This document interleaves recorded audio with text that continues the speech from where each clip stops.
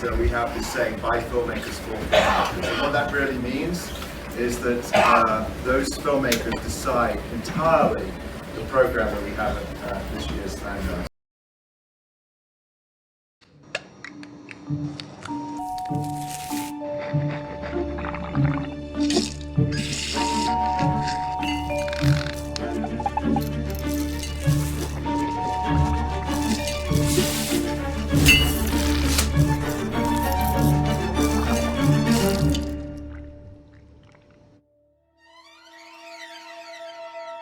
I'm curious, really, right off the bat, how this concept came to be. I mean, the idea for it and the way that you conceptualized it.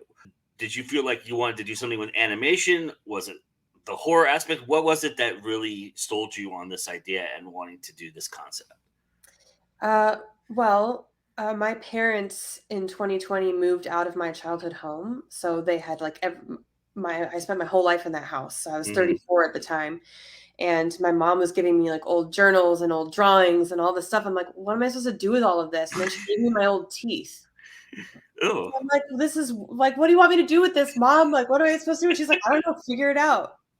And so I had them in my medicine cabinet, and I'm like brushing my teeth, looking at my teeth. And I'm someone that has anxiety dreams where my teeth fall out. I've had them for years. oh And wow. I was thinking, what if I was brushing my teeth and all of my teeth fell out? Like I wanted to do something with these teeth. And my friend is a writer. And so I said that to her. I'm like, what if I was brushing my teeth and they all fell out? Like, then what would happen? And she said, well, they'd come to life and murder you. And I was like, yeah, exactly. Can you write that?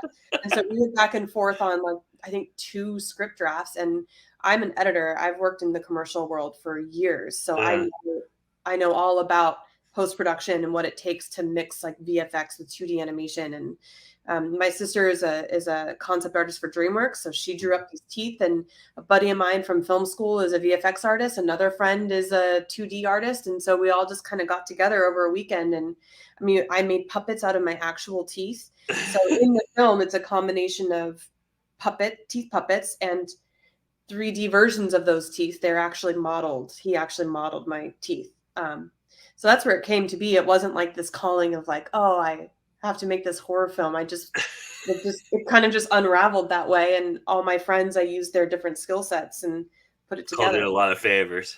Yeah. Well, yeah, essentially. Which is very, very indie, very, very cool to do. But, I mean, I went a little deeper with this because there's a lot of commentary here. I really feel like there's this statement on habits and like you said, fears and things of that nature, phobias. Did you feel like when you got it all together, like you were seeing that, or was it just you just wanted to make this movie because you had the teeth and you did the thing and it was just came together perfectly like that? Well, honestly, it started with like I've got these teeth and I want to make puppets out of them. But when I was moving along, when I was thinking about, okay, what's the motivation behind this? Like, why are the teeth acting this way? Yeah. I don't think that you could necessarily infer it from watching the film, but my thought behind it is like there's this pressure that's put on us, especially women, to like fit this beauty standard. And so Yeah. in my mind, it's like Janine, who was a friend of my parents, who I met her and I was like, you're fantastic. Will you act in this? And she's like, yes. In my mind, Janine is like torturing her teeth every day to try to get them to fit this mold, and they don't want to do it anymore. And they're just like, fuck it, I'm out. And so it's a commentary on beauty standards, but I don't think that you would watch that film and be like, that's what this is. That's sort of in the back of my mind as I'm finding motivation for the teeth. That was the motivation that I used for my puppeteers.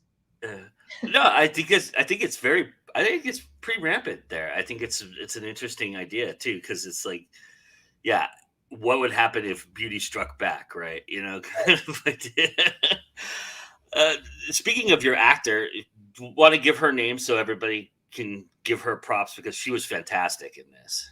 Yeah, her name is Janine Peck. I met her. My parents moved into this kind of community called Trilogy, which is a lot of 55 and up folks. Mm-hmm. And we went on this like women's bike ride, and I just connected with her right away. I'm a documentary filmmaker. This is my first narrative. I've made a lot of Nice. docs, and I edit a lot of docs, and they're Yeah. usually hard-hitting social commentary, social justice pieces that tend to make you cry. And so I had Janine and her wife over to screen a rough cut for a film I was doing about body image in the LGBTQ community. Just Mm. really connected with them. Something about Janine with her, she wears these kind of cat eye glasses. She's always got her red lipstick on. And I was like, do you want to let my teeth murder you? And she was like, absolutely. No questions. And so, yeah, I mean, we didn't even really do much rehearsal. I had her come over and I was like, here's what's going to happen. We're going to have you fall back on this air mattress. My whole thing was like, how do I get this woman to fall? Right. At the time, she postponed a knee replacement surgery so that she would act in this film. Wow. So she's pretty cool, and she and her wife are going to be there at Slamdance, and she's pretty excited. Not every first-time actor gets to premiere their film in Park City. And we've got tooth costumes. My friend Tom, the one that did the 2D, he's going to paint the faces onto actual teeth costumes that we're going to wear around Park City. So DVD on if I can actually get people to do that. What was different for you going from documentary to narrative? I'm curious, was there a different thought process? Do you feel like because you had a sense of concept and a sense of how to film, did that help you in any way? What were the benefits of being a documentary filmmaker going into a narrative, and what was different for you? I think I kind of fell into the doc world accidentally because Mhm. I'm an editor. That's where I make my money. Right. And so I know how to tell stories after the fact. And that's what documentary filmmaking is. You can Yeah. show up with a camera and whatever happens, happens, and you create the story in post. Yeah. Narrative is the opposite of that. You do all the work ahead of time. So I storyboarded it. So I don't know that documentary actually prepared me for it. It was almost like a complete reverse exercise because I'm so used to everything happening in post, which it still did for Tooth because so much of Tooth was post-production.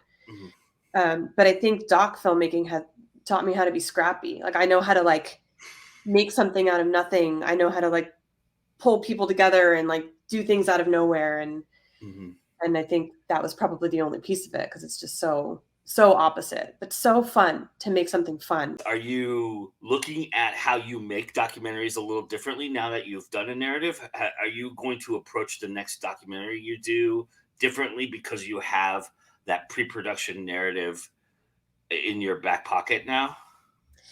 I honestly think from like a personal perspective, I didn't trust myself. Like in film school, it was like all the guys were really good. And I felt like I look like a sorority girl. Like nobody wants to hear what I have to say, which this is really sad. I'm talking about me 15 years ago when I was starting out.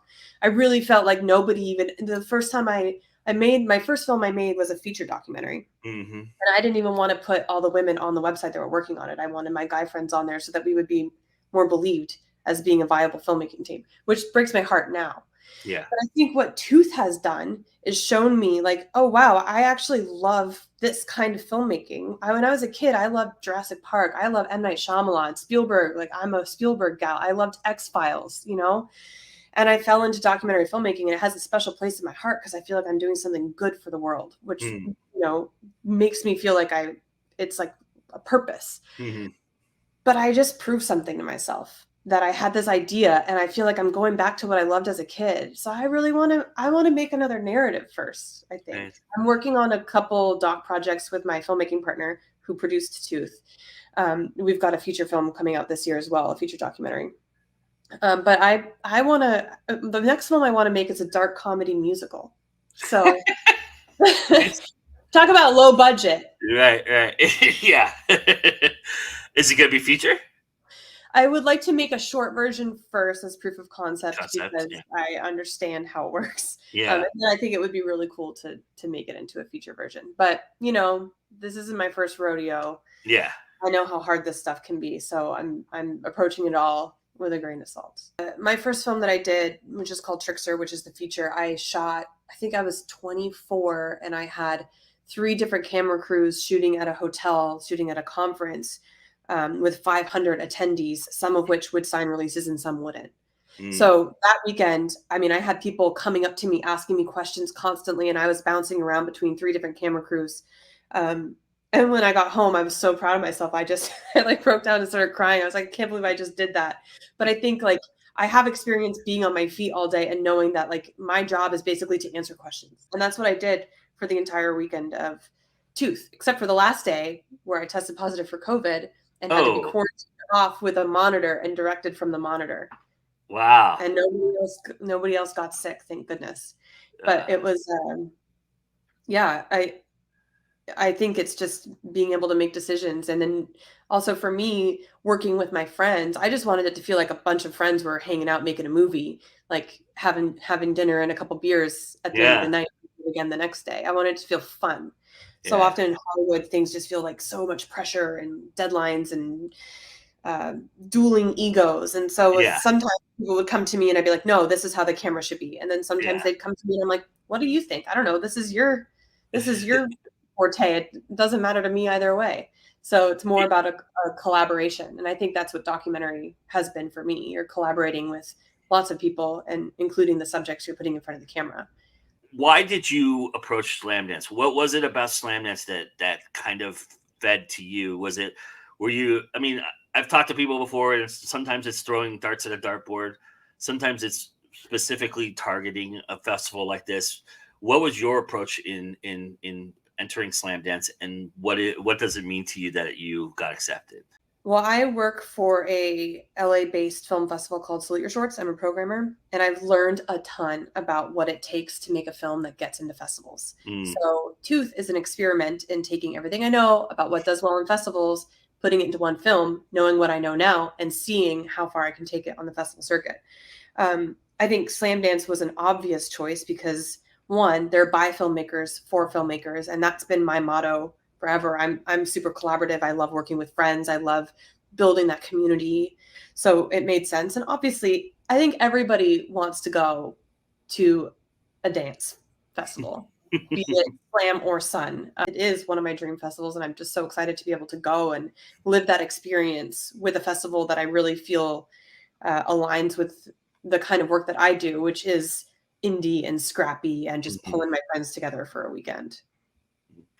So that brings me to my last question. You led me perfectly to the next question, which is, what do you love about indie film? What is it about indie film that really you just gravitate toward? When I was a kid, I had a VHS camera, and I was the oldest of, there's 3 girls in my family, and then we had a family of 2 girls that were best friends that lived next door. And so I was kind of the ringleader. Which I guess I still sort of am, but I learned like in-camera editing, and that's what we would do. We would spend all day. I would like remake SNL sketches or make a funny version of the Blair Witch Project, and then we would do that. And I just feel like what I wanted to do with Tooth, what I love about indie filmmaking, is I love it when it just feels like you're hanging out with your friends making a fun project, and then that feeling that you get when you get to watch it on screen, and it just feels magical. And I think that's why I love editing too, is because that's where that magic happens. So that's what I love about it. It's all these creative people that can't not make the thing. And it takes a certain kind of person to understand someone like me that is like that. It's like I'm always going to be making stuff, even if I'm just in my room doing various angles of my cat and trying to make it interesting. I don't know. We're blending style in a fresh way we haven't seen before. It's gruesome and funny and shocking and scary all at the same time. I hope you join us and that you can feel just as proud of Tooth as we do. Pretty dead center. Oh my God.